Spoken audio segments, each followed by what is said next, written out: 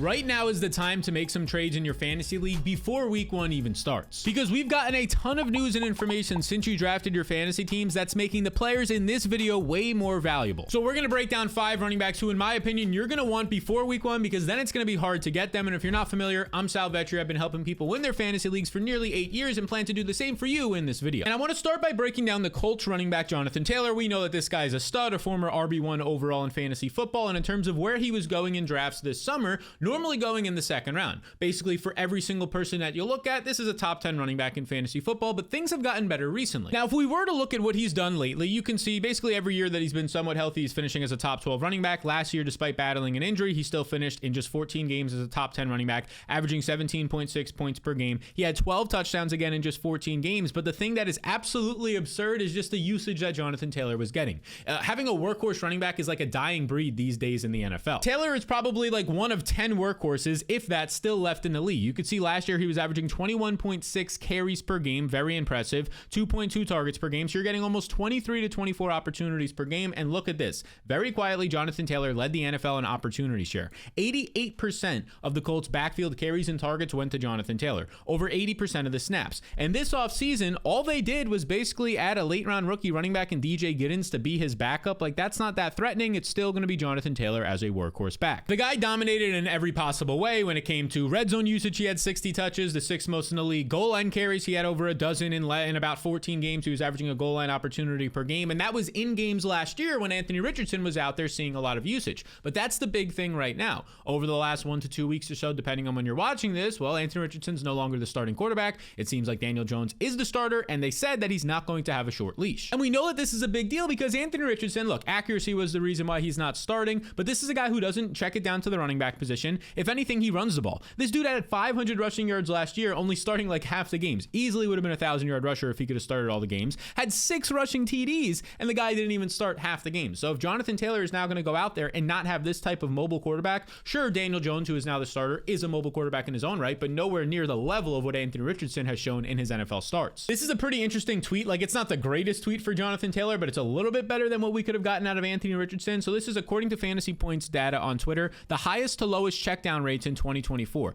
Last year, Anthony Richardson had the lowest check down rate in the league. He only checked the ball down 2.3% of the times. Okay, that's the absolute lowest in the league. Then you see, though, the problem is Daniel Jones only checked it down 5% of the time, which was the 3rd lowest in the league. But that was still more than double what Anthony Richardson was doing. Anthony Richardson's check down rate was a historic low, even compared to other mobile quarterbacks like Jaden Daniels, like Lamar Jackson, like Josh Allen. Those guys were still checking it down way more than Anthony Richardson did. So this is what this means. Last year, Jonathan Taylor had 31 targets, just 2.2 per game. Now, some of this was from Joe Flacco, who did check the ball down more definitely than Anthony Richardson. But let's just say this number with Daniel Jones goes from 31 targets this year to 40. Maybe we can get lucky and it hits 50, and Taylor goes from catching like 20 to 25 balls to catching 35 to 40. In half PPR and PPR formats, that matters, especially because we know yards after the catch for running backs are strong compared to yards per carry. And we also know that when Jonathan Taylor is healthy, he's great. He dealt with an ankle injury last year towards the middle part of the season, but to end, when he was healthy in the fantasy playoffs, he dominated. In those final 3 games of the year, 31 fantasy points per game, over 31 carries per game is insane, and he was averaging 173 rushing yards per game.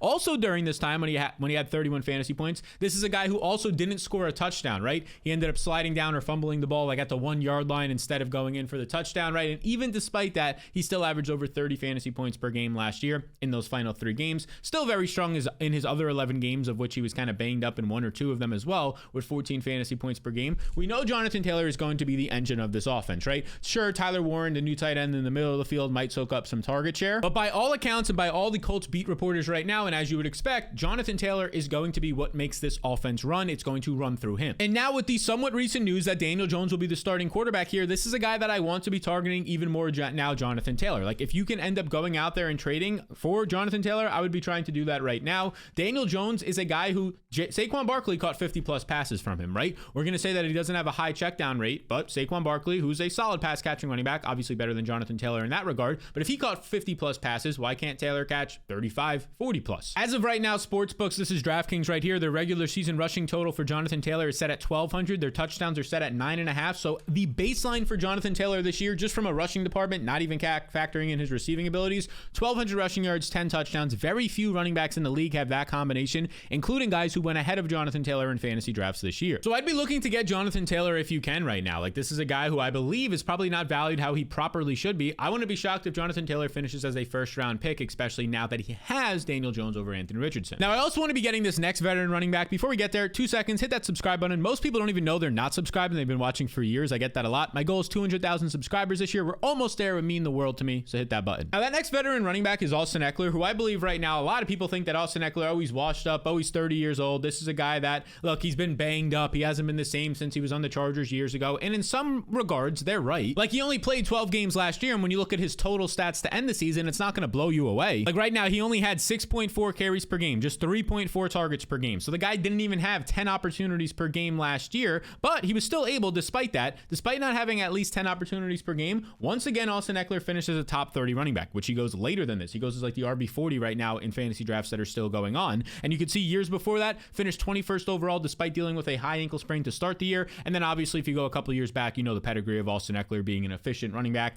#1 overall running back in his days with the Chargers. But despite not having a lot of opportunities, about 10 per game last year, when he actually got opportunities and was healthy out there, he was very efficient like he normally has been. Because as you can see right here, Austin Ekeler quietly led the entire NFL, averaging 6.5 yards per touch last year. He averaged 4.8 yards per carry, which was top 20 in the league. You scroll down, yards created per touch as well. #1 in yards created per touch. So he was able to create on his own. Despite turning 30 years old, he was still one of the most efficient running backs in the NFL. When you look at his target share as well as a receiver, he was top 12 in target share amongst running backs. He was also top 10 when it comes to yards per route run, yards after the catch. He was great as a receiver once again. Basically, every time Austin Ekeler got the ball, he made things happen. And if we look at this tweet from FTN Fantasy right here, Austin Ekeler last year played 3 games without Brian Robinson. And in those games, he ended up seeing about 15 opportunities, about 14 touches per game. He averaged 15.5 fantasy points per game, was a top 20 running back during this time, played 60% of the snaps. Okay, so that was in 3 games last year without Brian Robinson. We now know Brian Robinson has been traded to the 49ers. Of course, there's a new running back, Jacory Krosky-Merritt, now in this backfield. So it's not going to be the exact same situation last year when Brian Robinson went out, and a lot of people are expecting Jacory Krosky-Merritt to be the clear RB1 here, despite, and I should say, Jacory Krosky-Merritt is currently projected by Vegas to have the 3rd most rushing yards on the team week 1, 21.5. Actually, 4th most behind Jaden Daniels,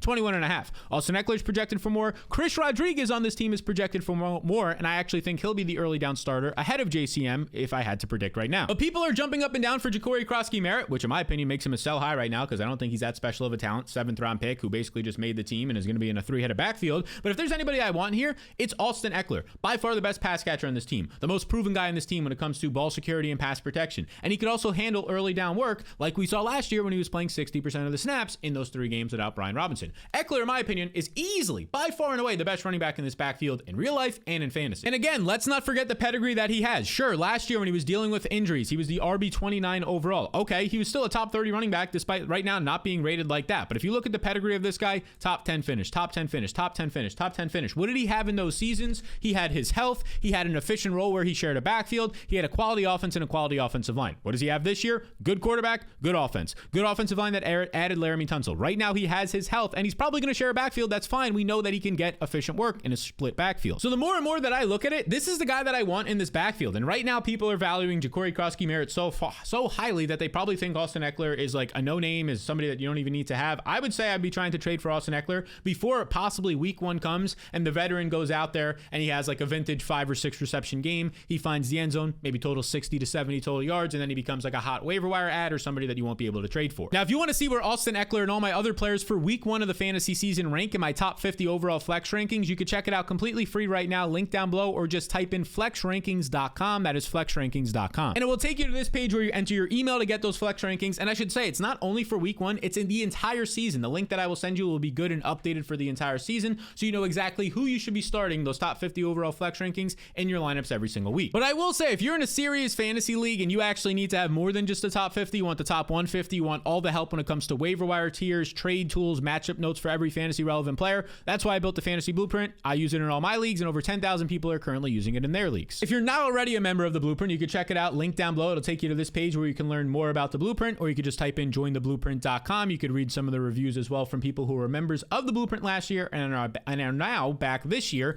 because about 90% of people, 9 out of 10 that signed up last year, ended up re-upping and they're back this year, which I believe just says that the product is good. Not only for your drafts, a lot of you have already drafted at this point, but the in-season tools from week 1 to championship week will help you schmack around your friends all year long. So if you do want to schmack around your friends and have the edge that I have in all of my leagues, leagues and over 10,000 people are using right now in theirs. You could check out jointheblueprint.com or click the link in the description below to become a member of the Fantasy Blueprint. The next running back we got to talk about is actually J.K. Dobbins, because this is somebody that a lot of people forgot about, right? This is a guy who had back-to-back season-ending injuries in 2022 and 2023, terrible multi-ligament knee injury, then a terrible Achilles injury, which normally is going to end the career of many starting running backs in the NFL, both in the current time and in the past. But then Dobbins quietly came back last year on only $50,000 in guaranteed money for the Chargers and was their RB1 right away and looked great. I mean, despite those injuries and being a little bit older, he was able to handle 15 carries per game, 3 targets per game, so that's 18 opportunities per game across his 13 games as well. Very strong numbers here. 63% of the snaps, 65% of the backfield opportunities. By all accounts, he was a top 20 running back in fantasy football, and you could see that based on his point per game finishes right here on Player Profiler.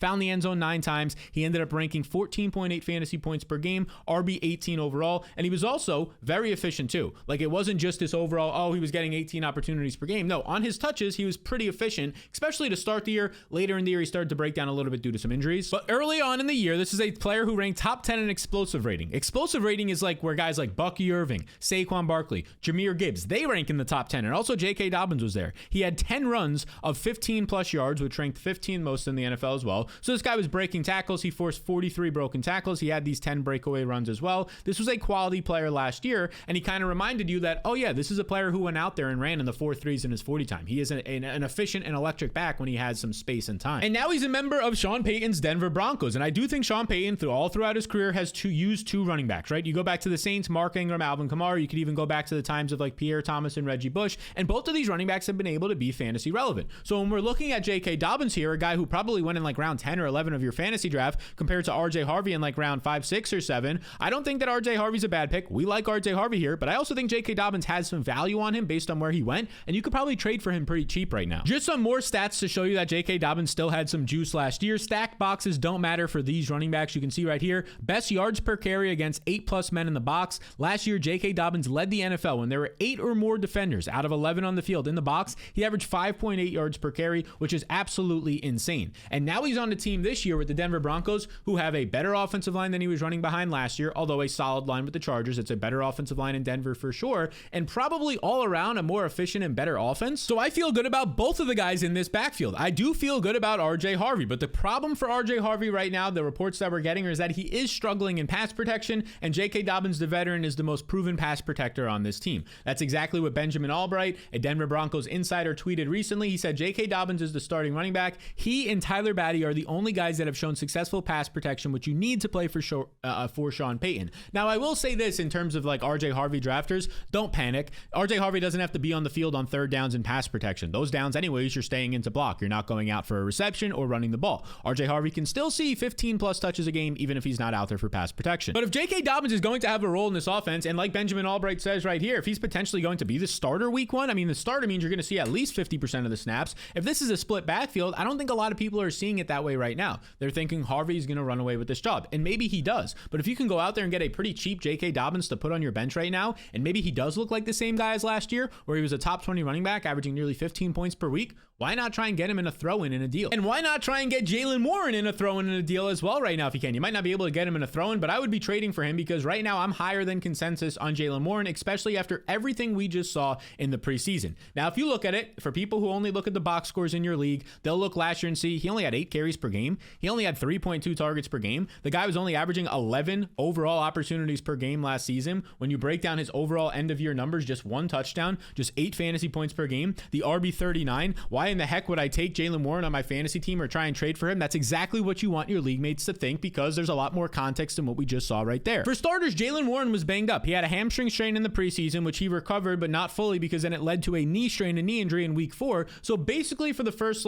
8 weeks of the season, he was dealing with the hamstring, then he immediately injures his knee, then he ends up coming back around mid-season, and he's not really ramped up until week 10 or 11. But from that point of the season on, those final 6 games, when Jaylen Warren finally seemed healthy, when the offense finally seemed like it looked somewhat decent for Pittsburgh in terms of getting some guys healthier along the offensive line, 11 fantasy points per game compared to just 6 those first 9. In terms of receiving and rushing yards, the dude was averaging 70 total yards per game compared to just 45 those first 9. So we got to see that efficient Jaylen Warren finally pop out when he was healthy towards the end of last year. So when you see he's only had 8 fantasy points per game, he ranked 39th in running back points, it's a little bit skewed. He probably should have averaged about 12 fantasy points per game if he was was healthy based on his end of year usage, and that would have been around a top 30 back. And you can see right here, if you just go back a year prior when he was actually healthy in 2023, according to Joe over on Twitter, among running backs with 100 plus attempts, Jaylen Warren ranked third in yards before contact, first in broken tackle rate, first in evasiveness, his ability to avoid tackles, and fifth in running back catches. Okay, that's just 2023.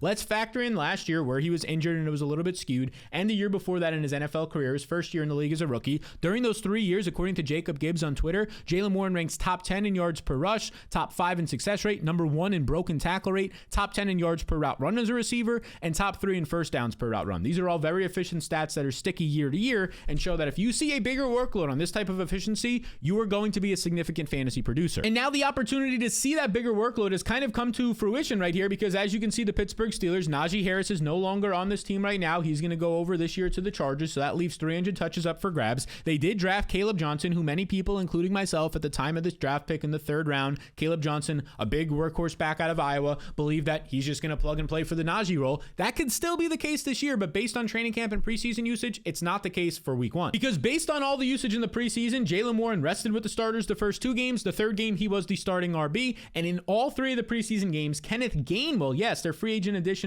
he stays in Pennsylvania. He goes from Philly to the Steelers, and Kenneth Gainwell, he was playing ahead of Caleb Johnson. Again, it's just the preseason. Caleb Johnson is a 3rd round rookie. He might need a little bit of time, but all indications are right now, like, he's not going to be the starter. If he was, then he would have gotten the same usage like an Ashton Genty and a Marion Hampton, being treated as the clear-cut rookie starter in their offense. You could even say the same thing for Travion Henderson, who wasn't treated as the clear-cut starter, but he was working with the first team on a lot of the reps. Caleb Johnson was not working with the first team at all. If anything, he was playing into the 3rd quarter of games. And you can see that context broken down right here by Chris Wetch over on Twitter. He says, the Steelers, we finally saw the Steelers' full running back rotation with Jaylen Warren active for their final game. Warren was the early down back, with Gainwell being the 3rd down back. Might take a good amount of time for Caleb Johnson to make an impact. In this game, Caleb Johnson was playing into the 3rd quarter. Again, if Caleb Johnson is somebody you seriously think is going to make an impact for your real life team, if you're the Steelers to start the year, you're not playing that type of RB1 player if that's how you did view him in the 3rd preseason game in the 3rd quarter. It's not happening. And it should also be pointed out that Aaron Rodgers is now the quarterback of this team. A